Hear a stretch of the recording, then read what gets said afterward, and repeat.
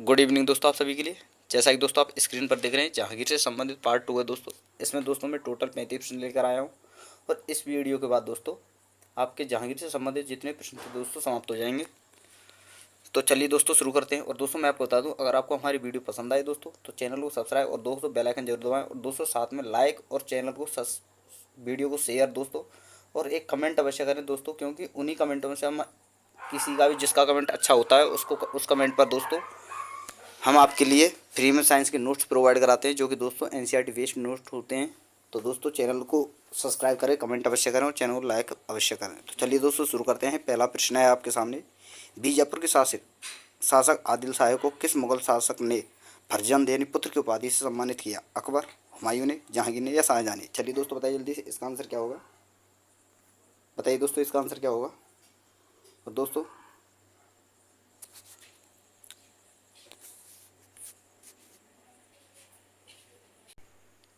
चलिए दोस्तों बताइए जल्दी से, इसका आंसर क्या होगा?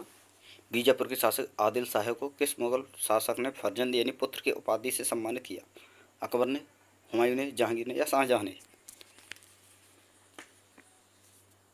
तो दोस्तों ऑप्शन नंबर सी आपका सही आंसर होगा, जहांगीर ने। अगला प्रश्न है प्रश्न नंबर 2, मुगलों एवं मेवाड़ के राणा के मध्य चित्तौड़ की संधि किस शासक के शासनकाल में हस्ताक्षरित हुई? अकबर, जहांगीर, शाहजहां या इनमें से कोई नहीं? चलिए दोस्तों बताइए जल्दी से, इसका आंसर क्या होगा? मेवाड़ और मुगलों के मध्य जो चित्तौड़ की संधि हुई वह किसके शासनकाल में हुई दोस्तों? अकबर के, जहांगीर के, शाहजहां के या औरंग, इनमें से कोई नहीं?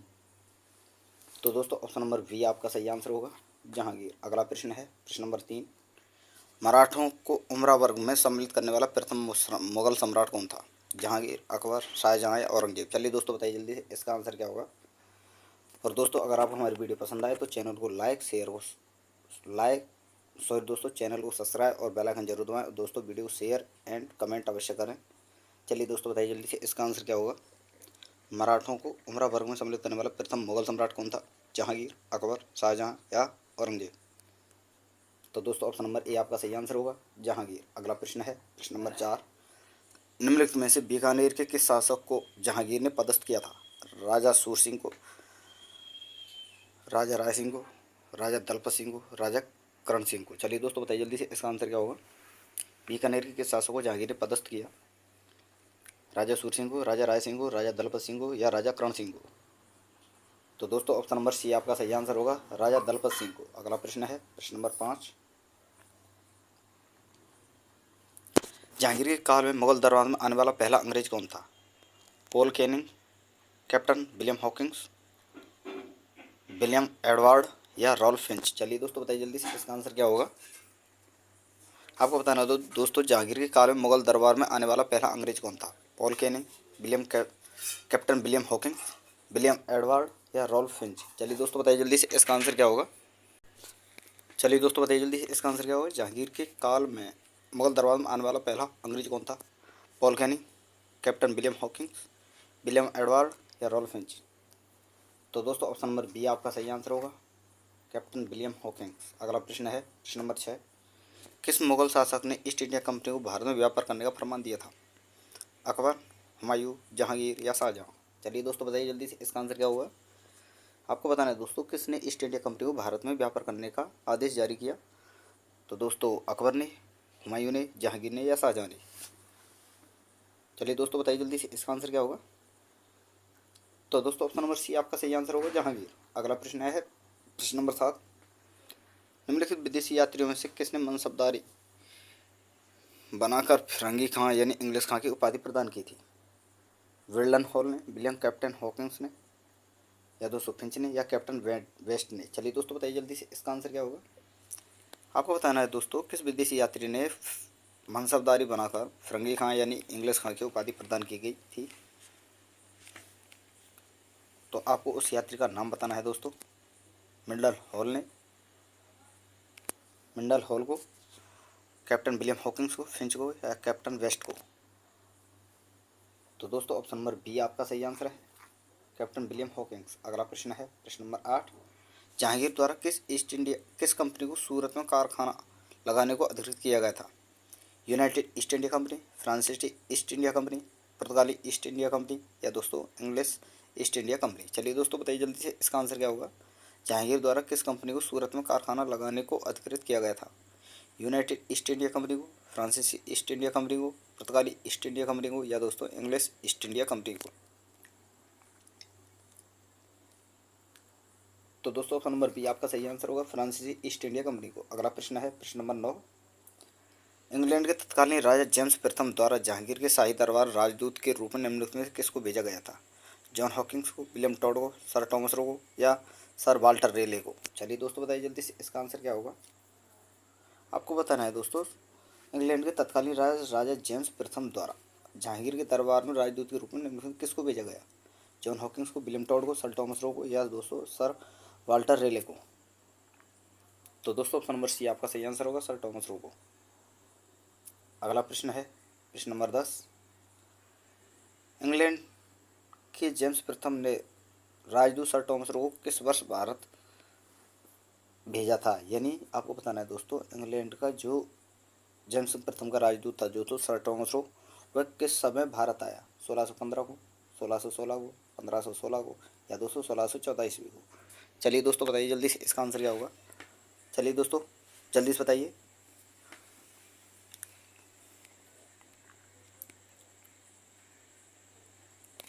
तो दोस्तों ऑप्शन नंबर ए आपका सही आंसर होगा, 1615। अगला प्रश्न है प्रश्न नंबर 11। निम्न विदेशी यात्रियों से किसने जहांगीर के शासनकाल में भारत की यात्रा की थी? फ्रांसिस्को पल्सर्ट ने, फादर एंथोनी मांसरेट ने, निकोली मनुक्की ने, या फ्रांकियस वर्नियर ने। चलिए दोस्तों बताइए जल्दी से इसका आंसर क्या होगा। आपको बताना है दोस्तों, निम्न विदेशी यात्रियों में से किसने जहांगीर के शासनकाल में भारत की यात्रा की थी? फ्रांसिस्को पल्सर्ट ने, फादर एंथोनी मांसरेट ने, या दोस्तों निकोली मनुक्की ने, या दोस्तों फ्रेंकोइस बर्नियर ने। चलिए दोस्तों बताइए जल्दी से इसका आंसर क्या होगा। तो दोस्तों ऑप्शन नंबर ए आपका सही आंसर होगा, फ्रांसिस्को पल्सर्ट ने। अगला प्रश्न है प्रश्न नंबर 12। एक डच पर्यटक जिसने जहांगीर के शासनकाल का मूल्यवान विवरण दिया है वह था हॉकिंस, फ्रांसिस्को पल्सर्ट, निकोआओ निकोलाओ मनुची, या पीटर मुंडी। चलिए दोस्तों बताइए जल्दी से इसका आंसर क्या होगा। आपको बताना है दोस्तों, एक डच पर्यटक जिसने जहांगीर के शासनकाल का मूल्यवान विवरण दिया है वह था हॉकिंस, फ्रांसिस्को पल्सर्ट, निकोलाओ मनुची, या दोस्तों पीटर मुंडी। तो दोस्तों ऑप्शन नंबर बी आपका सही आंसर होगा, फ्रांसिस्को पल्सर्ट। और दोस्तों आप स्क्रीन पर देख रहे हैं प्लीज़ सब्सक्राइब का लोगो लगा हुआ है, तो दोस्तों प्लीज़ आपसे अनुरोध है दोस्तों चैनल को सब्सक्राइब जरूर करें।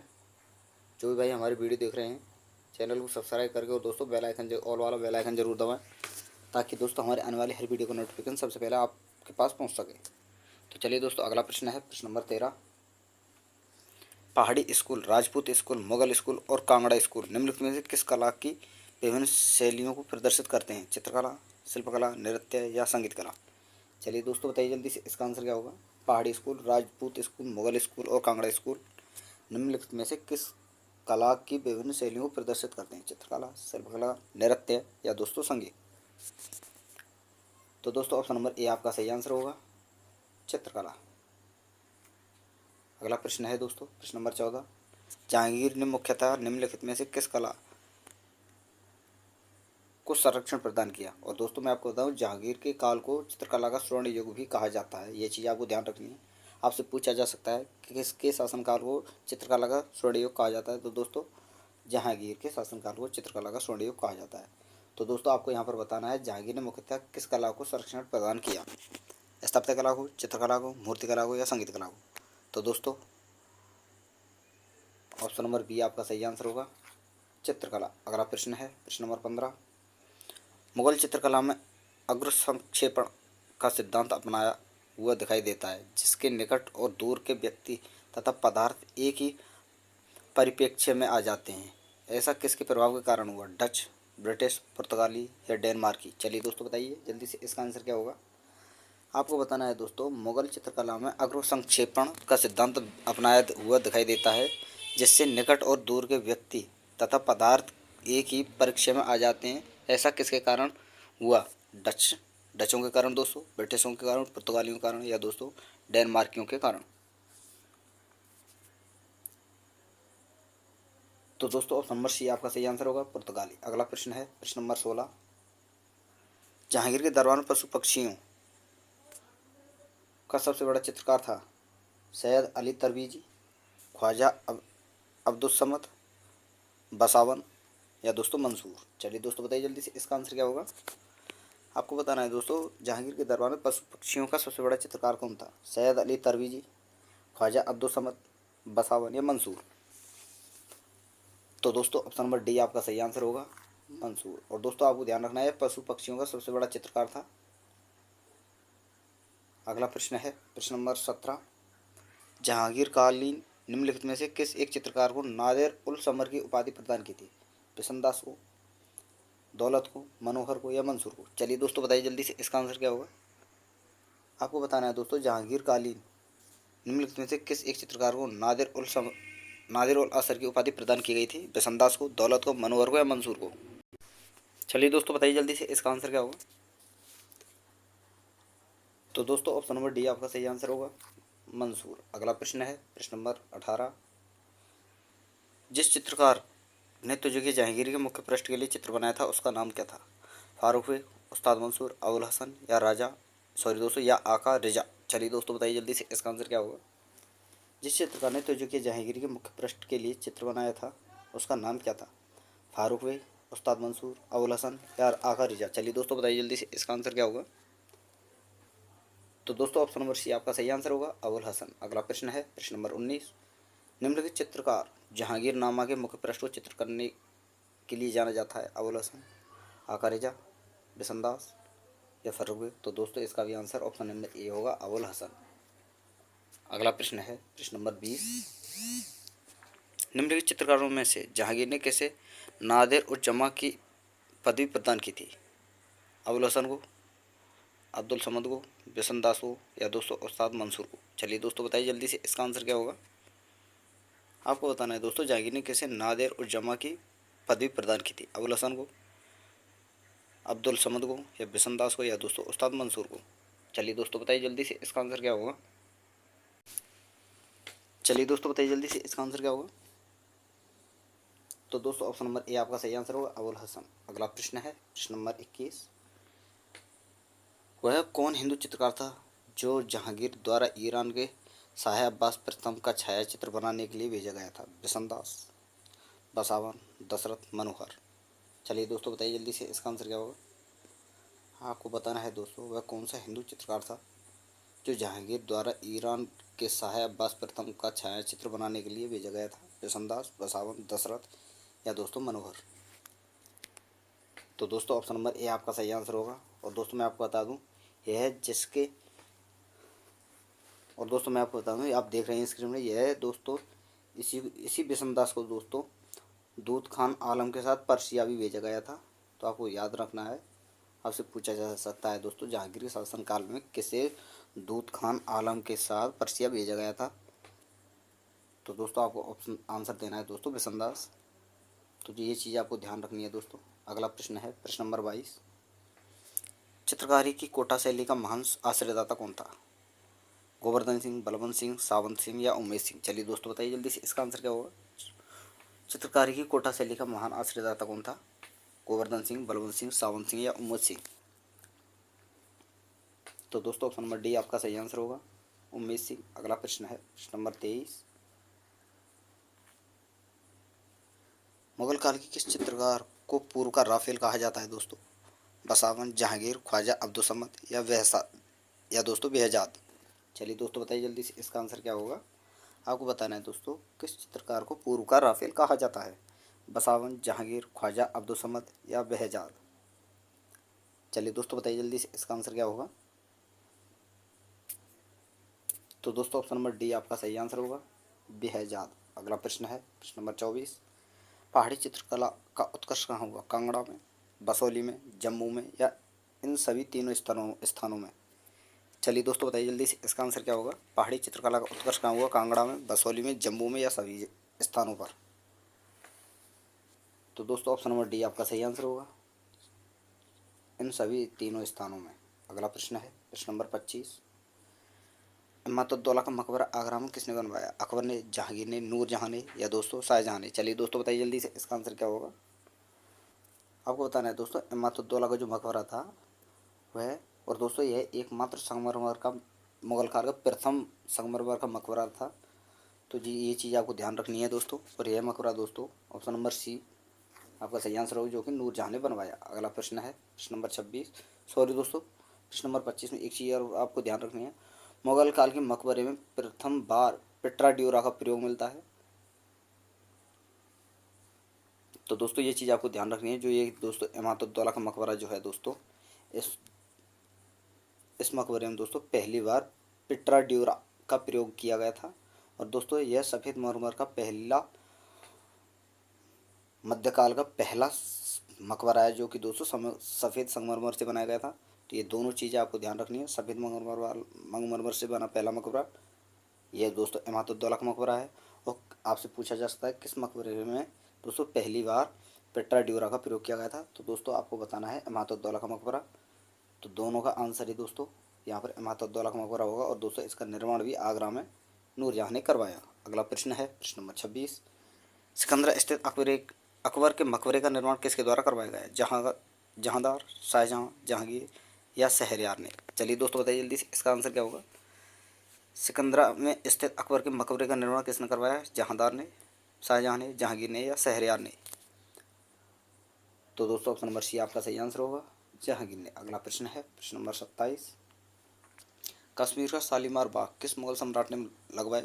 अकबर ने, हुमायूं ने, शाहजहाँ ने या जहांगीर ने?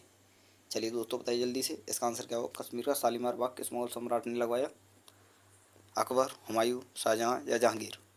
तो दोस्तों ऑप्शन नंबर डी आपका सही आंसर होगा, जहांगीर। अगला प्रश्न है प्रश्न नंबर 28, मराठों एवं अफगानों में मनसबदारी प्रथा को शामिल करने वाला प्रथम मुगल शासक था? अकबर, हुमायूं, शाहजहाँ या जहांगीर? चलिए दोस्तों बताइए जल्दी से, इसका आंसर क्या होगा? मराठों एवं अफगानों को मनसबदारी प्रथा में शामिल करने वाला प्रथम मुसलमान शासक कौन था, यानी मुगल शासक? और ऑप्शन है दोस्तों आपके सामने, अकबर, हुमायूं, शाहजहाँ या जहांगीर। तो दोस्तों ऑप्शन नंबर डी आपका सही आंसर होगा, जहांगीर। अगला प्रश्न है प्रश्न नंबर 29, मनसबदारी प्रथा में दो अस्पा व सिंह अस्पा प्रथा सर्वप्रथम किसने शुरू की थी? जहांगीर ने, अकबर ने, हुमायूं ने या औरंगजेब ने? चलिए दोस्तों बताइए जल्दी से, इसका आंसर क्या होगा?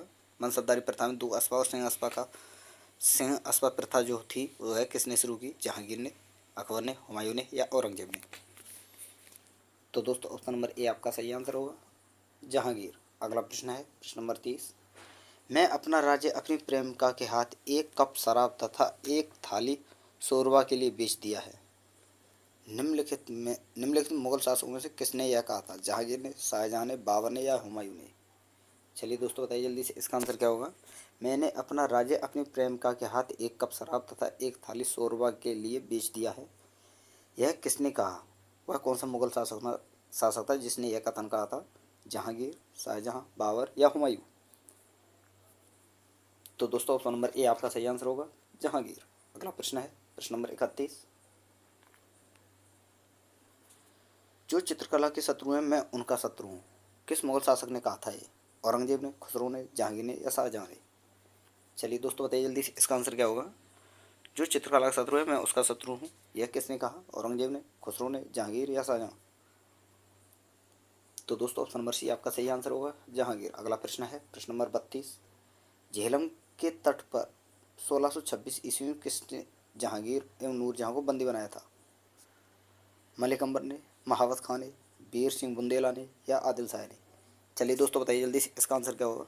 झेलम नदी के तट पर 1626 ईस्वी में जहांगीर और नूरजहाँ को बंदी किसने बनाया?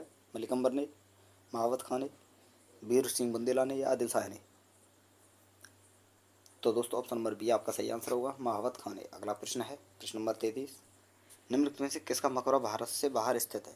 औरंगजेब, हुमायूं, जहांदार शाह या जहांगीर? चलिए दोस्तों बताइए जल्दी से, इसका आंसर क्या होगा? किसका मकबरा भारत से बाहर स्थित है? औरंगजेब, हुमायूं, जहांदार शाह या जहांगीर?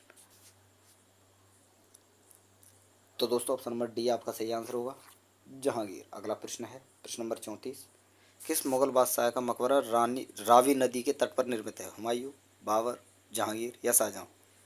चलिए दोस्तों बताइए जल्दी से, इसका आंसर क्या होगा? किस मुगल बादशाह का मकबरा रावी नदी के तट पर स्थित है? हुमायूं, बाबर, जहांगीर या शाहजहाँ?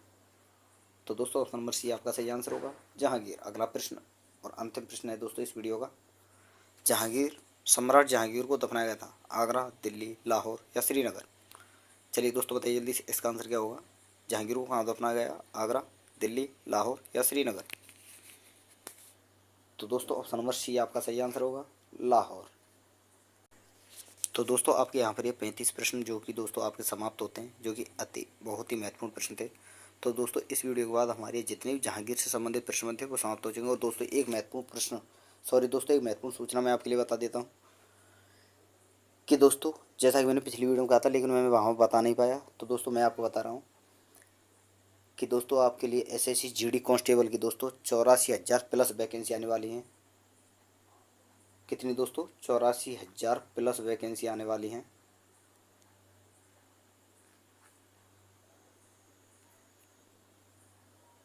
तो दोस्तों ये चीज़ आपको ध्यान रखनी है। और दोस्तों उसमें आपकी 25 नंबर की दोस्तों जीके जो होती है वो दोस्तों इंडिया जीके होती है। तो इसलिए मैं बोल रहा हूँ दोस्तों आप अपनी तैयारी में जुट जाएं। और दोस्तों मैं आपको बता दूँ ये जितने प्रश्न हैं, ये जितनी भी सेंटर की भर्तियाँ होती हैं सभी के लिए महत्वपूर्ण हैं। तो दोस्तों अपना अच्छी तरह से तैयारी करें दोस्तों अपनी, और मन लगा कर तैयारी करें। दोस्तों चैनल को सब्सक्राइब करें, ऑल वाला बेल आइकन जरूर दबाया करें। तो चलिए दोस्तों फिर मिलते हैं अपनी नई वीडियो के साथ। धन्यवाद।